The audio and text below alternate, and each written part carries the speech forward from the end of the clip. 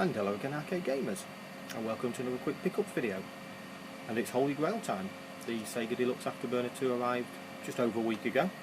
I've not had a chance to do a video up until today, been that busy with one thing and another, but been dying to get it unwrapped and have a look at it, have a quick go. I've just had a couple of goes, and obviously monster cabinet.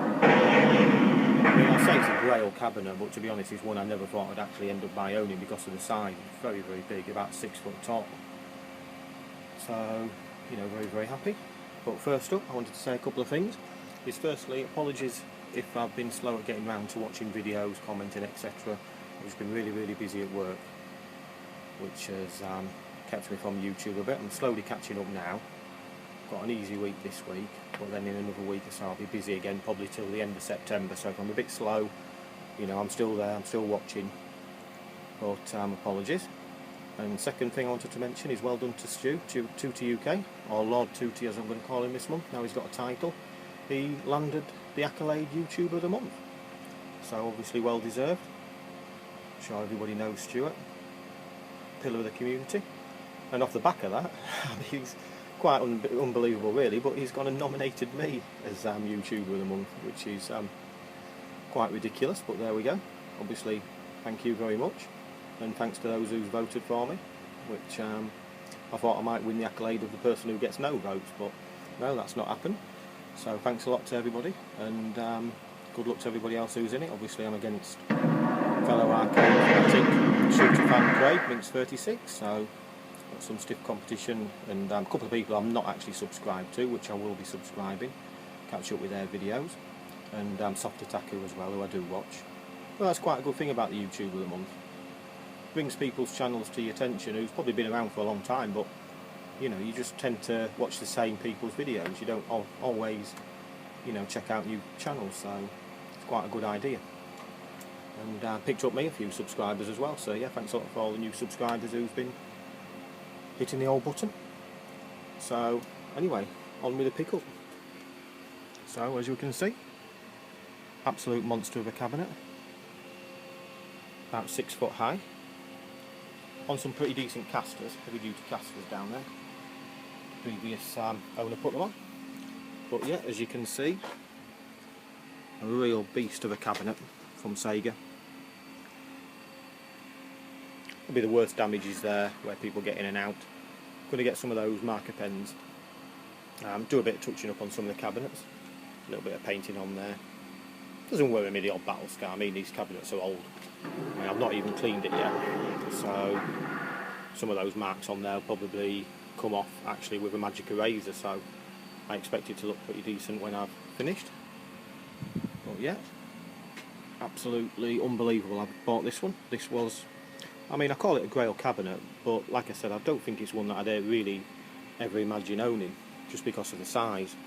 But you know, I got thinking about one earlier on this year. I was offered one, then the deal went sour, and then another one cropped up for sale, a little bit at the wrong time, but I had a bit of money in my PayPal, and then that's where quite a lot of the sale money that I did a couple of months ago has gone into paying for this. I believe J Cybersnake 7 was the last guy to send, I think, £80 through to the seller, so that completed the transaction, and here we are. So glass bezel in lovely condition,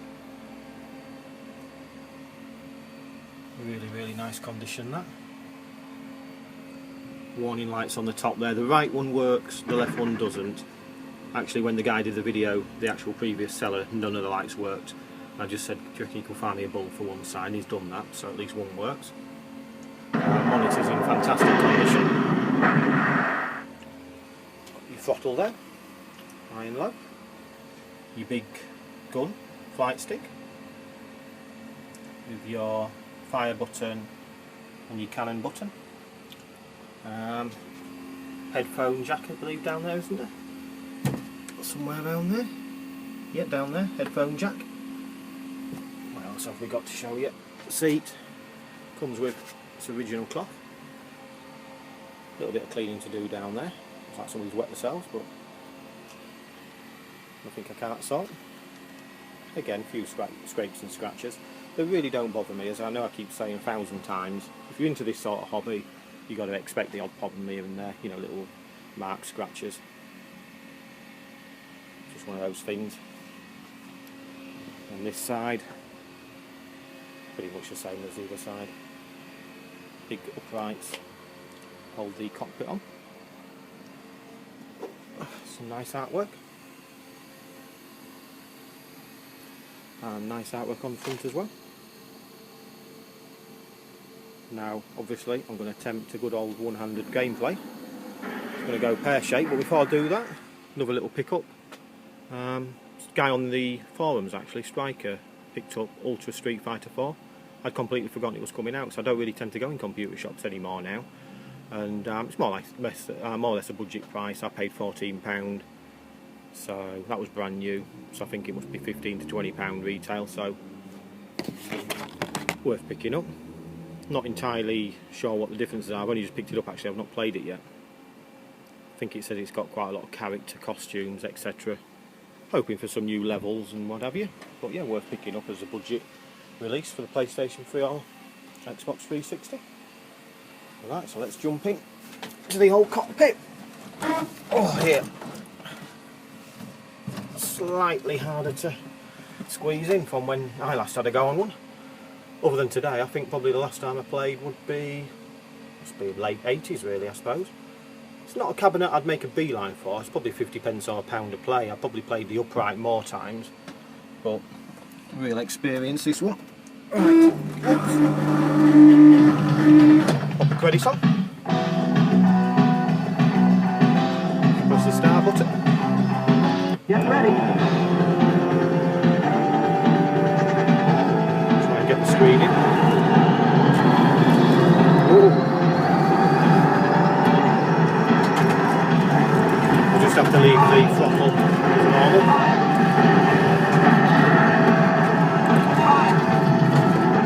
Tell you what I'm thinking about doing, if I get out, switch the machine off, I can run through its diagnostics. If I can risk going out. Well, I don't know if you heard that, but what I'm going to do is switch the machine on and off, and that will run through its diagnostics. You can see the machine actually moving and tilting. So we'll shake the motor go. So there's the on and off switch. So I'll turn it off. Give it a second. As per usual with my videos, are very much on the fly, so I never thought about doing this up until a minute ago. Alright, so there we go. We'll get it all in shot.